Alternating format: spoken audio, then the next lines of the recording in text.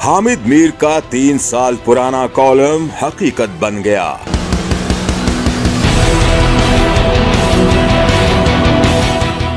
Senior सहाफी ने 2019 के मज़कूरा column में क्या लिखा था और इस तहरीर में शामिल कौन कौन सी पेशगोइयां दुरुस्त साबित हुईं, आइए जानते हैं।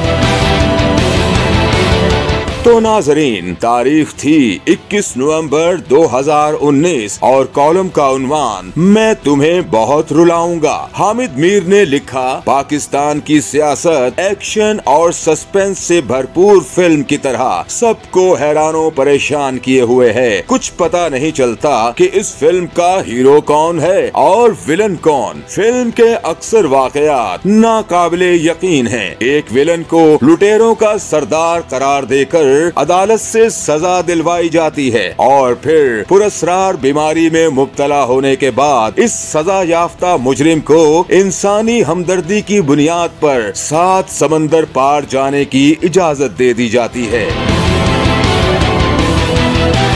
सीनियर सहाफी ने फिल्म के दी एंड का पैगाम देते हुए तबसरा किया, इब्तदाए इश्क है, रोता है क्या, आगे आगे देखिए होता है क्या। मगर फिर इस शेर और दीगर कई अशार से मुताल्लिक मुगालतों को दुरुस्त किया और कहा कि साहिबाने इक़्तिदार के सियासी मुगालते सिर्फ उनके लिए नहीं बल्कि पूरी कौम के लिए सियासी सानहे पैदा कर देते हैं और हमारे सामने चलने वाली सियासी फिल्म के दी एंड में किसी ग्रेट ट्रेजेडी का खदशा है।